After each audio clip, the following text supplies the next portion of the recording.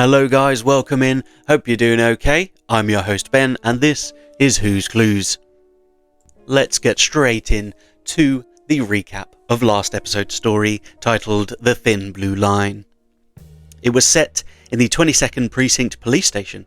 Our victim, Detective Eric Mallory, was found dead, slumped over a desk in the evidence locker. Luckily, our detective didn't belong to the 22nd Precinct, so after investigating, she narrowed it down to the following suspects. Lieutenant Dana Cross, the commanding officer, currently under scrutiny for alleged misconduct. Officer Jamie Perez, the rookie, the last one to see our victim alive. Detective Mark Hensley, our victim's former partner, who is known to have a gambling problem and a temper. Sergeant Lena Hart, the evidence clerk, caught arguing with our victim earlier in the day. Corporal Ryan Tate, the charismatic officer, but also accused of cutting corners in investigations. And finally, the internal affairs officer Hector Crane, assigned to investigate the corruption in the precinct, also had been seen talking to our victim shortly before the murder. Now that we're back in the precinct, in amongst the suspects, let's progress with the conclusion.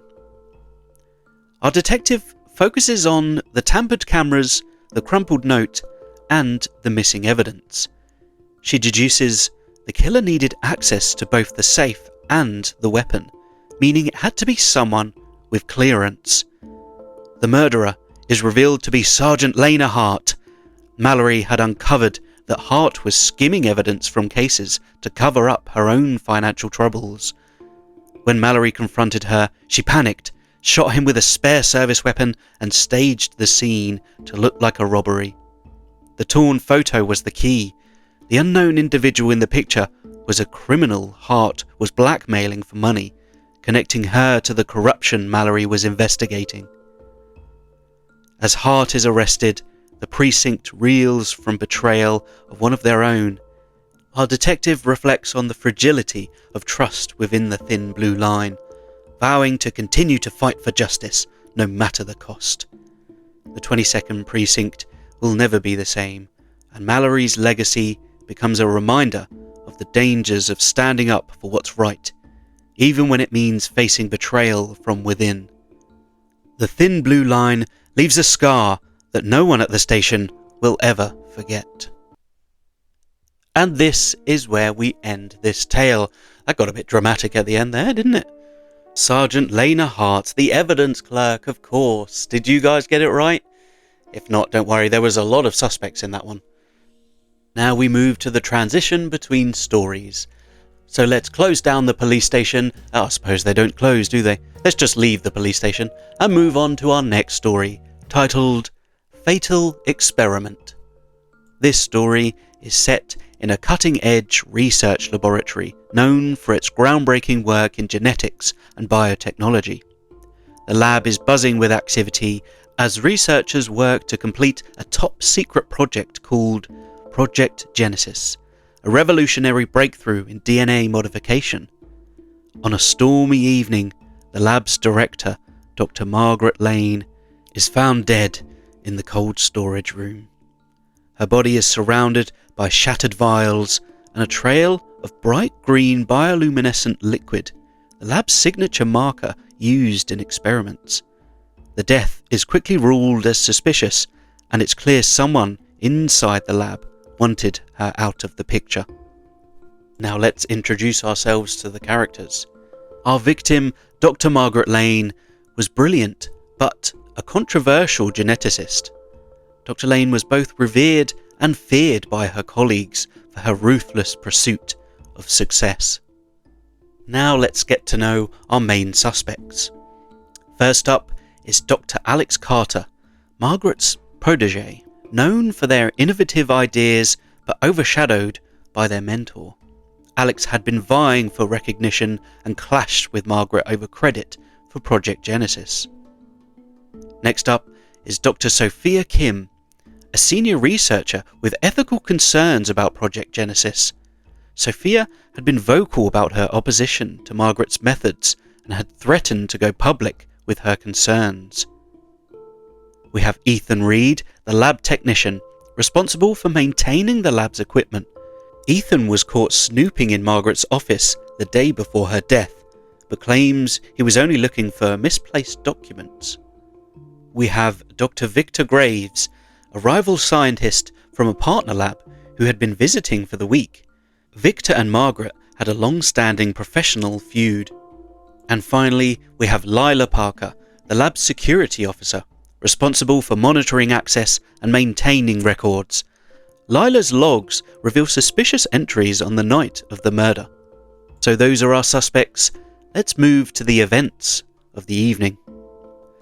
Dr. Lane's body is discovered in the cold storage room where biological samples for Project Genesis were stored. She appears to have been struck on the head with a heavy object, and the shattered vials suggest a struggle. As our detective investigates, she uncovers a web of rivalries, ethical disputes, and hidden agendas among the lab staff. Each suspect had a motive to eliminate Dr. Lane, but the clues point to a deeper conspiracy tied to Project Genesis itself. Our detective moves to the clues found at the scene, starting with the bioluminescent liquid. The trail of green liquid leads from the storage room to the main lab, indicating someone left in a hurry. She then finds a broken microscope slide near the body. The slide contains DNA from an unauthorized experiment. She goes through the keycard swipe records. It shows that someone entered the cold storage room using Dr. Lane's keycard after her death. Next, a torn letter is found in Margaret's office.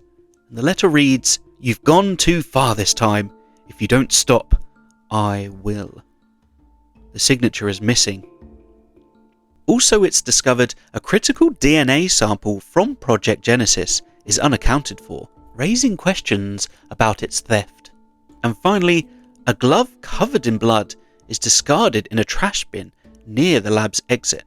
It matches the lab's standard issue protective gear.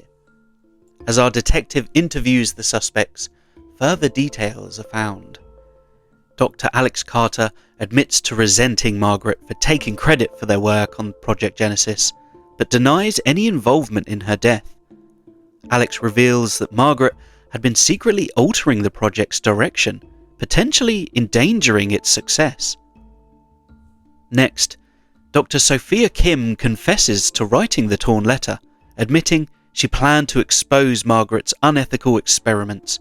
However, she claims she didn't act on it because Margaret threatened her career. The lab technician Ethan Reed confesses to being in Margaret's office, but insists he was looking for a misplaced authorization form. He mentions seeing someone leave the lab swiftly the night before. Next, Dr. Victor Graves admits he and Margaret argued earlier in the week over intellectual property rights. He claims he was in his hotel room at the time of her death, though there's no evidence for this alibi. And finally, Lila shows security footage revealing that Margaret entered the cold storage room alone, but someone in a lab coat followed her minutes later. The figure's face is obscured. And this is where we will pause this story. As always, the conclusion will be revealed in the next episode. However, let's go through the suspects, see who you think it is. First up is Dr. Alex Carter, our victim's protege, found to be resenting her on taking credit on Project Genesis. Or perhaps, do you think it was Dr. Sophia Kim? She confesses to writing the torn letter, threatening Margaret about the unethical experiments. Do you think it was Ethan Reed, the lab technician? It seems suspicious that he was there just for a misplaced authorization form. Perhaps you think it was Dr. Victor Graves. Was he really in his hotel room during the murder? And finally, do you perhaps think it was Lila Parker, the security officer? Could she have been the person in the lab coat seen in the footage? As always, all will be revealed in the next episode. Perhaps they were making mutants with Project Genesis. New X-Men movie? Anyone from Marvel, if you're listening, give me a call. Thank you very much for listening. Goodbye.